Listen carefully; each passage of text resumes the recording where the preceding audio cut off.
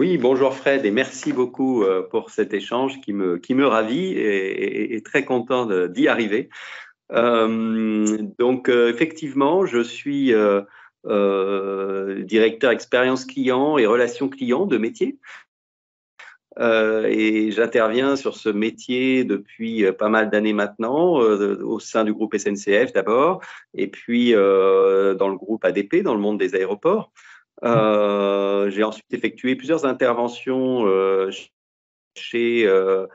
sein de la Poste, direction e-commerce, chez RATP Dev, la filiale de la RATP pour le développement à l'étranger et en province notamment. Et là, j'ai rejoint depuis quelques mois avec grand plaisir la direction des opérations de Free sur la relation abonnée. Ah. Bon, en tout cas, avec cette vision un petit peu large, est-ce que tu pourrais nous dire un petit peu comment a évolué la relation client et en fait, quelle est sa contribution à cette fameuse expérience client, à la valeur ajoutée que l'on va apporter dans l'entreprise? Parce que on parle beaucoup du service client, c'est un des aspects, et pour toi, c'est une des clés en fait pour justement créer cette expérience client, cet effet waouh, cette valeur ajoutée et cet attachement à la marque, hein. À ton avis, qu'est-ce qui a bougé en fait depuis ces quelques années? Ça fait plus d'une dizaine d'années que tu es dans le métier. Ben, je pense que la réponse est presque dans la question. C'est un métier qui est assez passionnant qu'il a évolué beaucoup ces dernières années. Je pense on en a encore sous le pied. D'abord, et beaucoup sous des aspects de technologie, d'outils, de tout ce que la transformation digitale met au service du métier. Et il y a énormément d'innovation, il y a énormément de réflexion aussi sur comment utiliser les outils. Et tu en sais quelque chose puisque tu fais partie des experts de ce domaine-là. Et ça nous a permis de transformer l'expérience de nos clients dans plein de domaines, mais il y en a encore à faire. Et on a un métier donc qui s'est transformé par les manières de travailler. Et une de ces transformations, c'est aussi d'avoir mis en évidence mieux qu'avant la contribution de la relation client à la valeur ajoutée de l'entreprise, justement. C'est pour ça que je disais que la réponse était dans la question, parce que on vient peut-être un métier où parfois on était, Un pas la centre cinquième de roue du coût. carrosse, mais Ouais, un un centre de centre de coût. Ouais. coût, un service d'appui, je ne sais pas, plein de mots sympas. Et puis, on a découvert que c'est là aussi qu'on pouvait faire la différence, c'est là aussi qu'on pouvait gagner des parts de marché, c'est là aussi qu'on pouvait faire mieux que nos concurrents, qu'on pouvait observer ce qui se passait, et pas seulement dans notre secteur, mais dans d'autres secteurs. C'est pour ça que c'est intéressant aussi d'aller voir tout ce qui se passe dans le métier, parfois un petit peu loin. Et puis, ça, petit à petit, transformation presque plus récent, même si elle a toujours été une sorte de fil rouge du métier, mais un métier très humain et où l'humain tient une place essentielle et où finalement, à mon sens aujourd'hui, la modernité, c'est de donner toute cette place à l'humain et pas seulement à la transformation par l'outil. Il ne faut pas la négliger, il ne faut jamais l'oublier, mais voir que c'est vraiment ce qu'on en fait et les personnes qui sont à la manœuvre, qui répondent à nos clients, qui sont là pour faire mettre de la valeur dans la marque finalement. Ouais, c'est vrai parce que souvent on se dit que bah, le centre de contact, c'est la dernière ligne de défense avant que le client quitte l'entreprise parce que quand il y a un problème, en particulier là, je pense que chez Free, c'est le cas, quand il y a un problème technique, si la hotline elle est là pour rattraper le coup, aider le client, le rassurer, lui proposer des solutions, là en fait, bah, le client peut rester. Par contre, si la hotline n'est pas efficace, si le service derrière n'est pas efficace, à ce moment-là, en fait, bah, le client peut se dire, mais j'en ai marre, je vais changer de service, etc. Et c'est là, en fait, que c'est cette fameuse dernière ligne de défense, mais aussi le fer de lance du service client, parce que quand le client est bloqué, bah, il n'a plus qu'une chose à faire, c'est donnez-moi de l'aide. Et je crois justement, chez Free, c'est quand même assez intéressant, parce qu'il y a vraiment des politiques d'innovation au niveau du service client. Donc, il y a eu la visio qui a été mise, je pense, dans un des premiers services clients de grande taille où il y a eu la visio. Et aussi, il y a une décentralisation maintenant des services clients. Ça, on le voit maintenant, c'est plus un service client qui est centralisé, mais il y a des services de proximité locaux. Ça, justement, c'est assez original chez Free. Oui, c'est vrai que dans les télécoms en particulier, la relation client est un des facteurs de différenciation essentiels. Parce que voilà, il y a aussi évidemment des différences d'offres, mais il faut savoir les accompagner. Et puis la qualité de service, comme tu l'as très bien dit, tout au long de l'utilisation, bah, c'est du quotidien. Et en plus, on est sur un service, je ne vais pas dévoyer un mot qui a été utilisé pendant le Covid, mais on est sur un service essentiel. On ne peut pas se passer de son téléphone qui fonctionne, on ne peut pas se passer de sa ligne, sa connexion Internet. Donc, c'est évidemment fondamental. Et quand on a un sujet, il faut obtenir une réponse simple, rapide, efficace. Donc, dans tous les compartiments du jeu, dans ce secteur, c'est essentiel. Et j'en veux pour preuve que c'est d'ailleurs un métier qui pèse lourd dans le secteur. Et dans un groupe comme Free, la relation client, elle n'est pas loin de peser 20-25% quasiment des effectifs du groupe. Donc, ça dit aussi quelque chose. Et en termes d'innovation, tu as tout à fait raison et j'insiste une fois encore sur la dimension humaine de cette innovation dans les interactions avec les abonnés, parce que nous parlons d'abonnés, puisque nos clients sont des abonnés. Et dans cette relation, on va trouver cette innovation, notamment effectivement dans cet exemple de la proximité. Ça fait maintenant quelques mois que a été expérimenté, se développe des petits hubs de proximité qui sont notamment dans les grandes agglomérations avec des petites équipes de conseillers dont le portefeuille d'abonnés est à proximité. Mais c'est aussi dans tout l'accompagnement, dans les centres de contact, dans tout l'accompagnement que l'on peut faire de nos collaborateurs pour qu'ils montent en compétences et pour qu'ils se sentent bien dans leur métier. Et en fait, quand on veut faire de la fidélisation client, ce qui est le sujet que tu évoquais, bah pour moi, et je l'ai vu, je le vois évidemment de manière très forte chez Free, mais je l'ai vu dans d'autres environnements, ce qui est clé, c'est de faire de la fidélisation de nos collaborateurs, de nos conseillers. Et on parle souvent du gagnant-gagnant, mais c'est du gagnant-gagnant-gagnant, gagnant pour le collaborateur, donc gagnant pour l'abonné, pour le client, et donc gagnant pour l'entreprise. Justement, comment on développe cette fidélité des collaborateurs? Parce que le métier de conseiller au centre de contact ou même d'intervenant sur le terrain, ce n'est pas des métiers qui sont valorisés. On voit très bien que les gens, déjà, il n'y a pas de diplôme de téléconseiller au centre de contact, alors qu'il y a des dizaines de milliers d'emplois. Ce n'est pas des emplois non plus qui sont forcément très valorisants. Il n'y a personne qui dira je suis très content, je travaille au centre de contact de telle entreprise.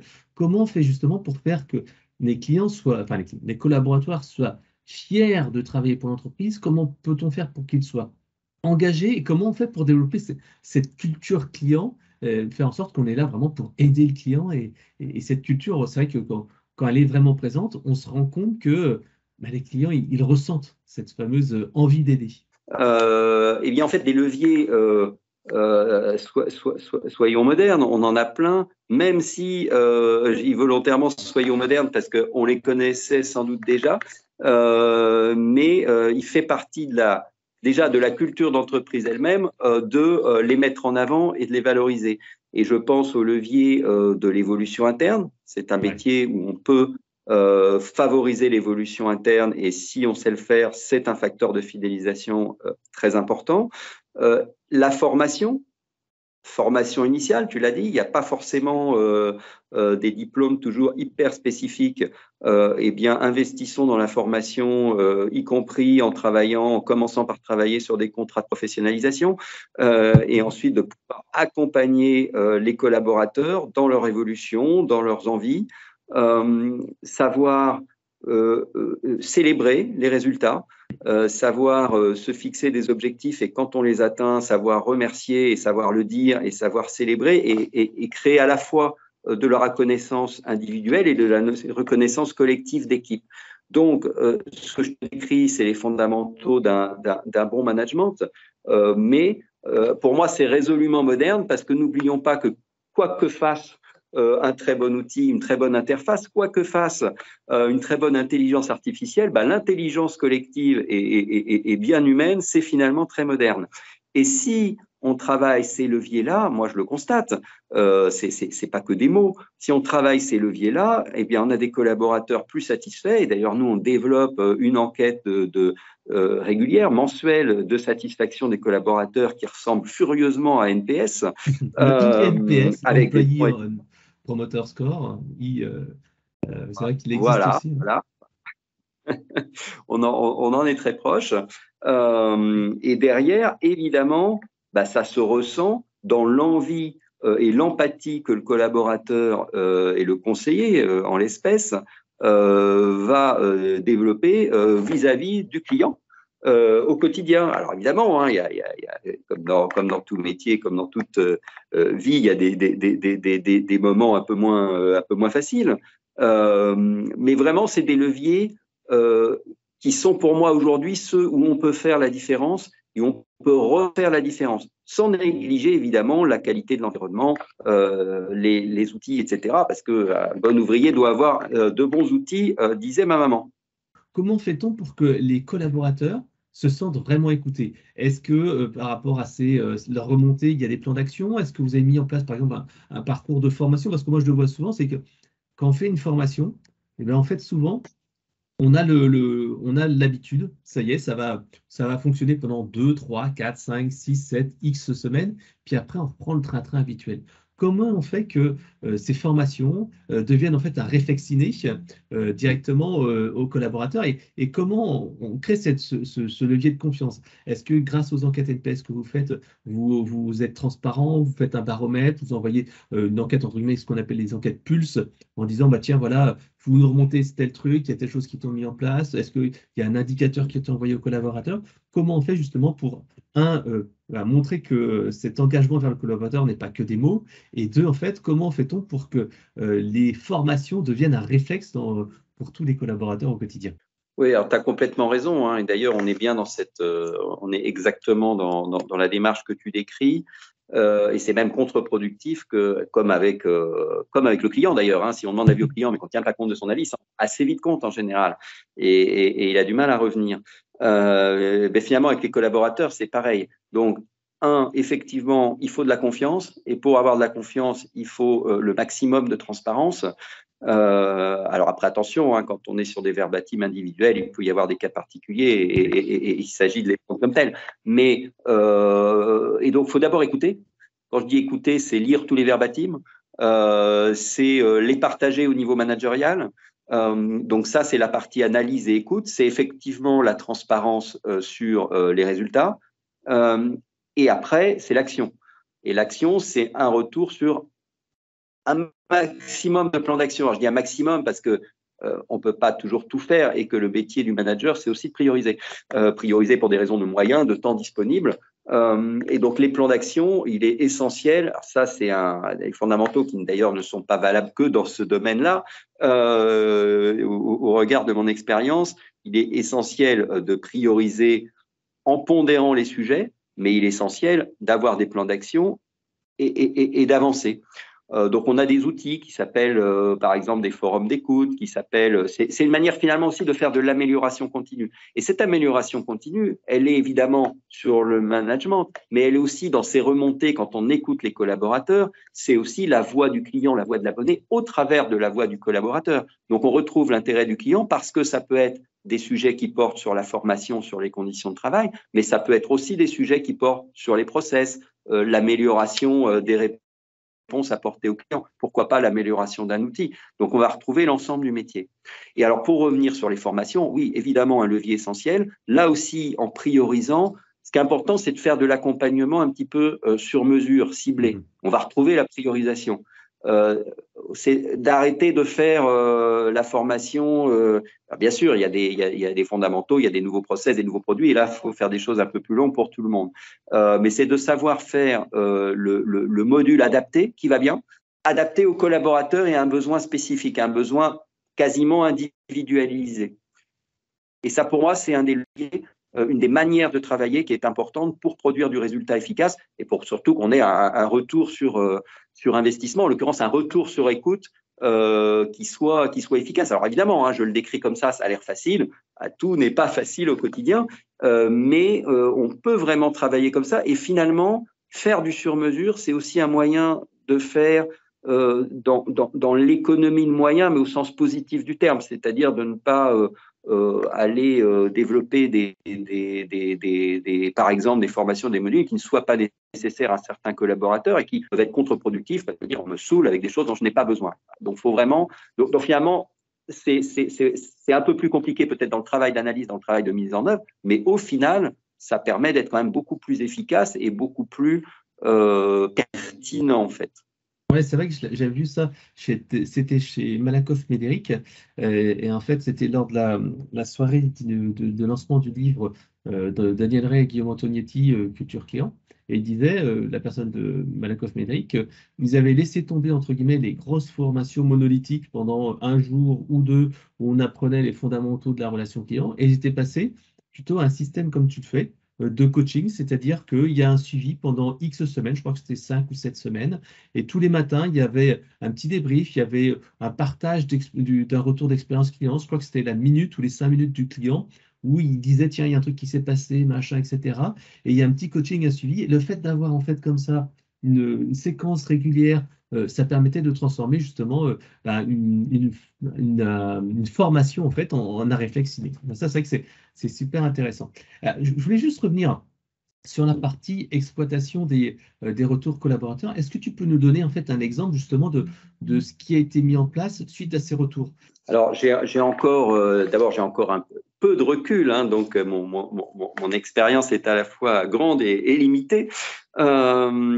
Il y a des éléments qui peuvent porter sur l'organisation de la production. Par exemple, la gestion, l'organisation du travail. L'organisation du Le travail. planning. Donc, la gestion des pauses, la gestion des journées et des semaines, d'avoir certaines variations dans la planification qui peuvent varier d'une journée à l'autre et d'essayer de faire des semaines à peu près homogènes pour l'organisation du travail des collaborateurs. Voilà, sur des variations, faire que ces variations ne soient pas à la journée, mais par exemple à la semaine, pour faciliter l'organisation à la fois professionnelle et personnelle du collaborateur.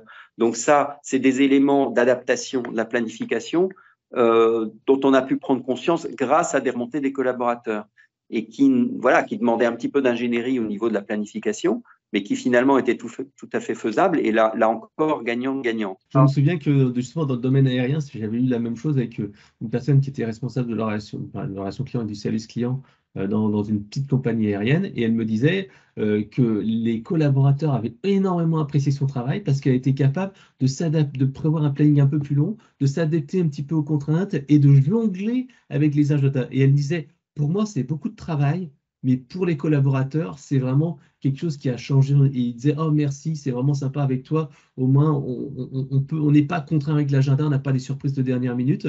Et quelque chose qui peut sembler une évidence, enfin, quelque chose qui peut ne pas sembler être important, et ben pour eux, finalement, ça avait énormément d'importance et ça permettait d'améliorer leur morale, leur qualité, leur motivation. Et c'est vrai que quand cette personne qui était en contrat est partie, tout le monde a dit, ah, tu vas vraiment nous manquer parce que toi, au moins, tu pensais à nous. C'était vraiment, ouais, tu penses vraiment à nous et tu penses qu'on est important. Et ça avait vraiment fait la différence dans son travail. Alors, on parle aussi souvent, là, on a parlé donc des collaborateurs. Les collaborateurs, souvent, bah, ils sont capables de faire passer de l'émotion, hein. C'est là l'intérêt de l'humain par rapport aux machines. On parle souvent d'émotion comme facteur de différenciation et différenciation, et qu'un collaborateur content est égal à un client content. Qu'est-ce que tu penses de cette maxime-là? Est-ce que c'est vrai? Est-ce que c'est pas tout à fait vrai? Comment on fait en sorte que justement, ça soit pas juste comment dire, de la communication, et que c'est vraiment cette espèce de dire, oui, un client, un collaborateur content, ça fera forcément un...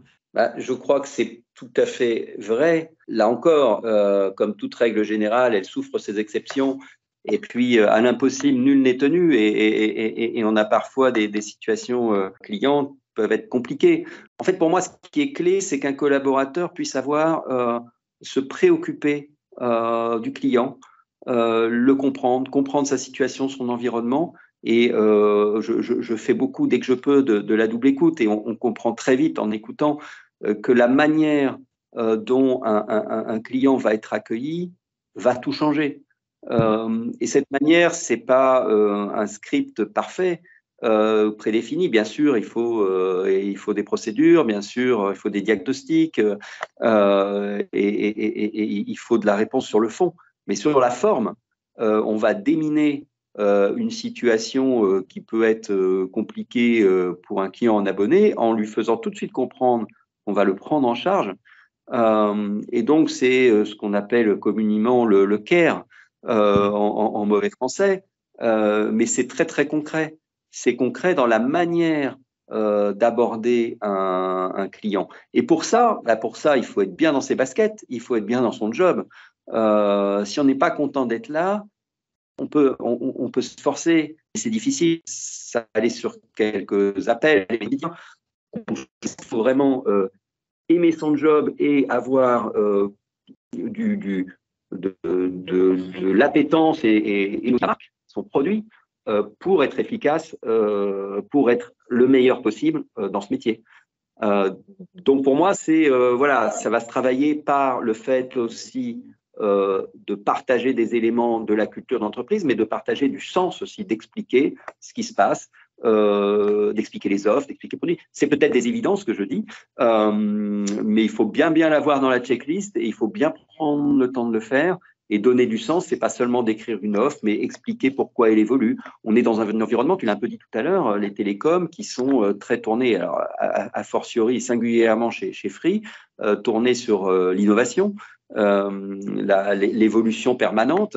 Et donc, il faut pouvoir aussi expliquer ça, et pas seulement sur le plan technique, encore une fois, sur le plan très pratique, mais sur le plan du sens de voilà les avantages que va en retirer un client, voilà les difficultés qu'il peut rencontrer, voilà comment y répondre, et donner beaucoup voilà, se préoccuper de nos collaborateurs pour qu'ils se préoccupent du client.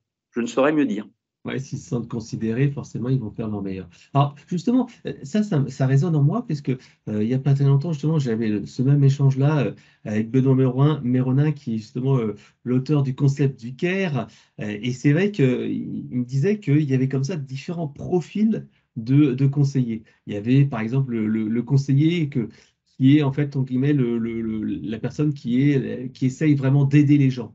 Il y avait aussi le conseiller qui est plutôt formaliste et qui est procédurier. Il disait bien que bah, voilà, il y avait différents profils et selon les différents profils, il y avait des gens qui étaient plus ou moins orientés clients. C'est également ce que racontent en fait Daniel Ray et Guillaume Antonietti dans leur livre Culture Client. Il y a ces différents profils et c'est vrai que ils ont une méthode qui est assez intéressante, c'est avec le COS, Customer Orientation Score, c'est qu'ils sont capables en fait d'aller mesurer la culture client de l'ensemble de l'entreprise, mais également d'aller au service et à l'individu même pour savoir les personnes qui sont orientées clients et ceux qui ne sont pas orientés clients, bien entendu, bah, essayer de les coacher, leur expliquer comment mieux travailler, mieux penser client. Et est-ce que tu fais quelque chose comme ça? Est-ce qu'il y a une mesure comme ça de l'orientation client? Est-ce que lors des recrutements, vous avez comme ça une évaluation comment dire, de l'orientation client des collaborateurs et comment on fait justement pour changer cette culture client et faire en sorte que des gens qui sont, bah, ils n'ont pas choisi ce métier dans beaucoup de cas et c'est vrai qu'il y a des gens comme ça qui sont très orientés clients parce que c'est quelqu'un qui aide, c'est des gens qui aiment rendre service comme moi je sais que je suis quelqu'un comme ça au support technique, je voudrais beaucoup rendre service alors que je connais d'autres de mes amis qui sont un petit peu bourrus, un petit peu informaticiens, il faut faire ci, il faut faire ça. Et c'est vrai qu'ils sont efficaces, mais ils n'ont pas cette proximité, cette empathie client. Justement, alors, comment ça se passe chez Free? Est-ce que justement, il y a une mesure de cette culture client? Comment on fait pour justement améliorer la culture client? Et pourquoi pas, est-ce qu'on fasse de recrutement en amont? Vous faites quelque chose. Je sais qu'il y a pas mal d'entreprises aussi qui ont des onboarding process, hein. Qu'est-ce que vous faites pour tout cet aspect-là, culture client, onboarding, fidélisation? Est-ce qu'il y a des choses que tu mets en place chez Free ou que tu as mis en place dans d'autres entreprises? Effectivement, je pense qu'il y a un moment clé qui est le recrutement quand on recrute et voilà selon les périodes et là on va travailler sur identifier le plus possible des soft skills comme on dit qui vont correspondre à ce qu'on a identifié comme le plus proche de ce qui va aider à être bien dans ce métier. Mais après, c'est vrai que c'est aussi dans l'accompagnement qu'on va travailler ça. Et notamment, pour moi, là, on s'est pratiqué chez Free, j'ai eu aussi l'occasion de travailler dans d'autres environnements. C'est un double référentiel. Alors, pardon pour le mot de référentiel qui peut faire un petit peu procédurier, mais il y a un moment où il faut avoir des références qui soient partagées et qui puissent être communiquées et co-construites, le cas échéant, avec les collaborateurs. Et donc, quand je dis double référentiel, c'est d'une part, pour la culture client, un référentiel des moments de vérité du client, du parcours client. Alors, nous, on va parler de parcours abonné. Et ça fait partie des fondamentaux du travail de diagnostic pour améliorer le parcours client, en l'occurrence dans son parcours de relation à distance, mais ça vaut pour d'autres compartiments du jeu de l'expérience client. Et donc, on a fait ce travail de définir les moments de vérité, les moments clés d'un parcours d'un abonné qui vont aider à comprendre la situation émotionnelle d'un abonné et à partager ça. On va travailler l'amélioration continue après, hein, parce que c'est pas une science tout à fait exacte. Donc, on peut améliorer cette compréhension, notamment par l'écoute dont je parlais tout à l'heure, par l'écoute des collaborateurs. On leur dit, attendez, là, vous avez défini que c'était comme ça, mais peut-être que la vérité, là, on peut la mettre un peu à jour. Et puis, de toute façon, ça vit avec les offres, ça vit avec le marché, ça vit avec l'exigence du client qui évolue. On le sait bien par les expériences que le client peut avoir ailleurs, chez des concurrents dans d'autres secteurs. Et ensuite, on a le parallèle sur les moments de vie du collaborateur. Et ça, je pense que ça, c'est peut-être plus original. Je pense que tout le monde ne le fait pas. On va avoir une forme de symétrie entre les deux, mais il y a une limite à la symétrie. La symétrie, c'est surtout celle de l'analyse, celle du travail, celle du temps passé. Il faut passer autant de temps à travailler sur ces moments du parcours collaborateur que l'on passe sur le moment du parcours client. Et ça va se retrouver. Et donc là aussi, on va mettre des preuves dans ce qu'on affirme et dans ce qu'on demande, dire voilà, on demande que tel et tel souci du client, et voilà comment ça se traduit concrètement, et discutons-en. Et puis, on montre aussi que l'on sait avoir la même préoccupation vis-à-vis des équipes, de manière individuelle et collective, hein, j'insiste, parce qu'on est dans un métier où le collectif importe beaucoup, où le fait de se soutenir, c'est quelque chose qui remonte beaucoup dans les verbatims des équipes, le fait d'avoir des équipes solidaires, des bonnes ambiances de travail et d'avoir ces relations avec des objectifs qui sont aussi partagés de manière collective est fondamental. Et voilà, donc c'est des outils qui à la fois permettent de mettre de la méthode, de mettre de la formalisation, et puis qui permettent de donner du sens et d'aligner. Quand on parle culture client, le risque, c'est que chacun ait la sienne. C'est que très vite, on se dise, moi, je le vois un peu comme ça, je le vois un peu comme ci. Et donc, il y a un moment où il faut aussi formaliser pour converger. Et ça, pour moi, ça fait partie des leviers où on va donner du sens et où, si tout va bien, et pour revenir à ta question de base, le collaborateur peut comprendre mieux ce qu'on attend de lui et pourquoi, et avoir envie d'y aller. Et y croire. Parce que ce n'est pas seulement juste les 3 mots qu'on a tout en haut de la charte des valeurs. Alors ça, encore une fois, hein, tout ça est facile à dire, et puis à faire, c'est de l'investissement quotidien et c'est de l'engagement quotidien managérial. Alors justement, comment ça se manifeste de manière concrète?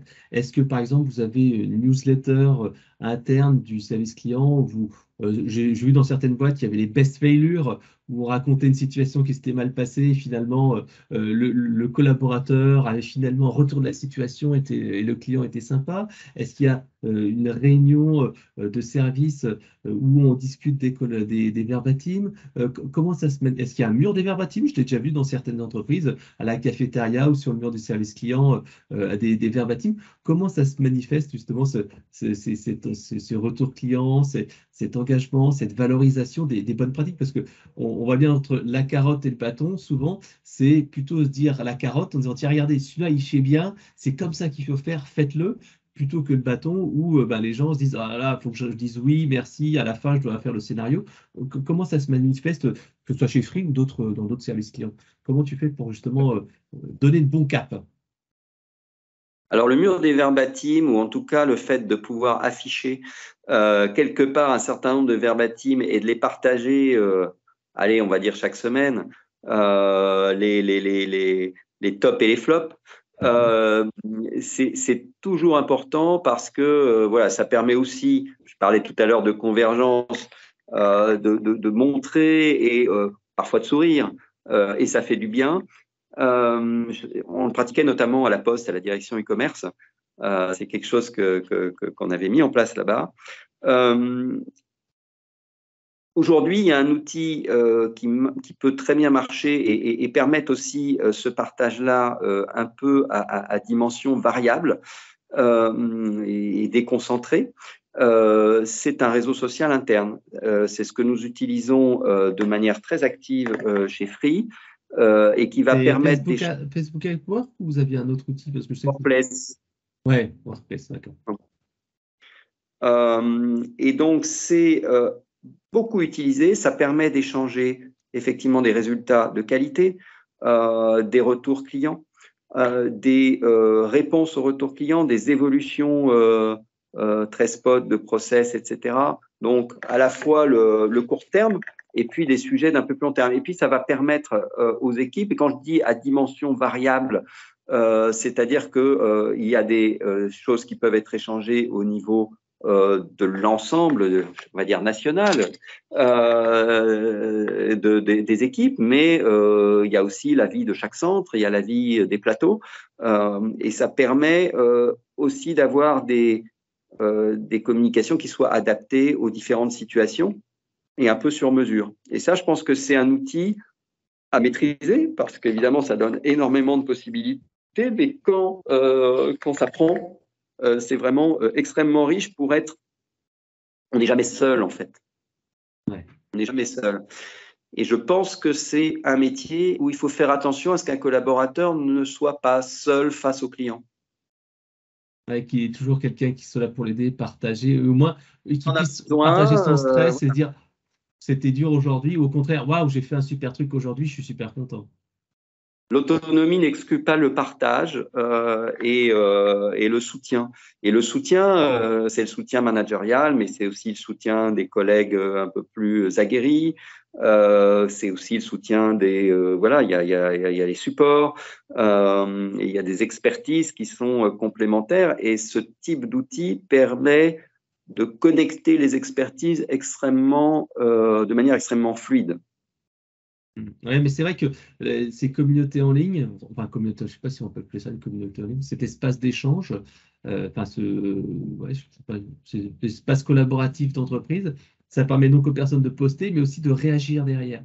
Et c'est vrai que c'est un moyen comme tu l'as dit, de fédérer les gens, de montrer qu'il y a des choses qui se passent, de partager des choses et d'avoir des retours et de dire on est une équipe, quoi. On est vraiment une équipe. Exactement. Okay.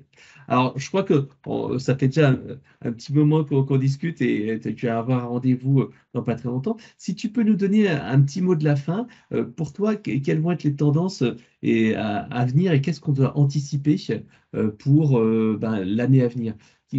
Sur quoi il faut miser et quelles sont les petites tendances relation client? Alors, et je vais commencer par répondre par une pirouette qui est de dire que pour moi, la première tendance, c'est l'augmentation de l'incertitude sur les tendances. On sort du Covid, on a vu qu'on était disrupté par plein de conditions qu'on n'aurait jamais imaginées. Alors, on espère qu'on ne va pas avoir des crises comme celle-là tous les 4 matins, mais on a appris aussi l'humilité, je pense, dans ce métier et dans beaucoup d'autres.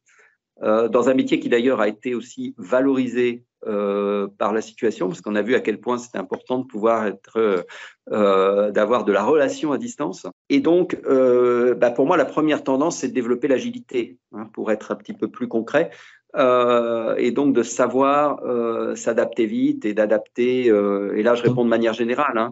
Plus d'autonomie au conseiller ou c'est des outils qui sont plus agiles? Alors, ça peut être, oui, je le vois beaucoup dans les process d'adaptation aussi des équipes.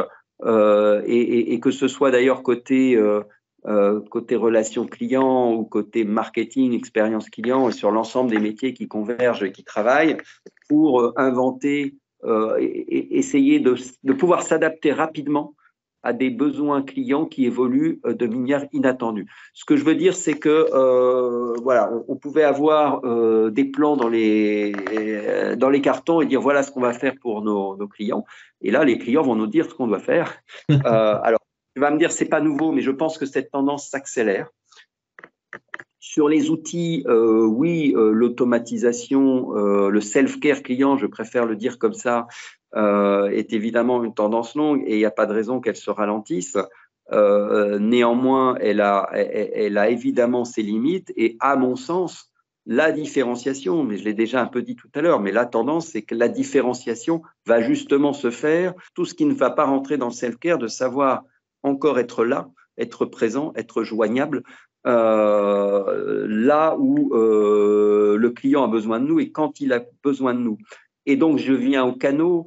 Alors, difficile, je ne suis pas Madame Soleil, mais de manière très, très simple, ma conviction, c'est qu'on va rester sur un équilibre de voix où on le voit d'ailleurs, y compris dans l'automatisation avec le développement des voice bots, qui est aussi une certaine tendance. Et on la voit pour la facilité et avec des devices qui sont aujourd'hui mobiles, faciles, etc., la voix reste un impondérable, une valeur sûre. L'écrit, mais sous une forme différente, le mail n'est quasiment plus là. Et en revanche, via le messaging sous différentes formes, WhatsApp, des outils qui sont plus in-app, etc., et qui donne ce mélange de synchrone et d'asynchrone qui, à mon avis, correspond bien aux usages du moment des clients et à une facilité d'utilisation sur lequel il faut être présent parce que voilà, on peut communiquer tout de suite, mais on peut aussi avoir un petit peu de temps et ça permet de répondre à des situations multiples. Donc moi, je vois bien ces deux piliers-là. Et donc, pour répondre, la vidéo, oui et non. Peut-être la vidéo comme un supplément au messaging quand nécessaire, mais seulement quand nécessaire. Ouais, c'est pas le must-have. Les gens ne réclament pas ou n'a pas forcément besoin d'avoir quelqu'un en face de soi. Déjà, on a s'il y a quelqu'un qui est réactif et qui répond, c'est déjà la clé, quoi. Je pense qu'il faut être sur les fondamentaux de comment je réponds aux besoins du client. Et donc, peut-être que là-dessus, je suis pas… voilà, je sais qu'il y a des avis contraires. Mais pour moi, c'est pas forcément c'est du supplémentaire, mais c'est pas forcément critique. Mais c'est déjà pas mal de faire très bien les piliers, les fondamentaux. Et ça, je pense que aussi dans les tendances, alors voilà, je ne veux pas enfoncer de portes ouvertes, mais on parlait tout à l'heure de l'essentiel. Le Covid nous a appris aussi parfois à revenir à l'essentiel. C'est déjà, c'est peut-être résolument moderne et innovant que de dire je dois répondre aux fondamentaux de mon client.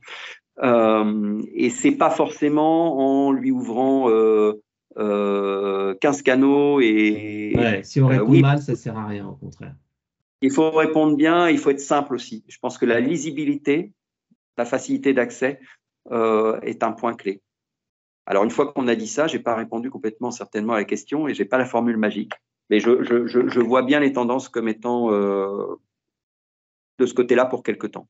Ouais. Merci en tout cas, Jean-Michel, pour cet échange qui était vraiment passionnant, très intéressant. Je te remercie beaucoup pour tes retours, tes bonnes pratiques et tes conseils. Et je te souhaite une très bonne journée et à très bientôt pour une prochaine échange. Encore une fois, merci pour cette richesse. Merci à toi et très bonne fin de journée.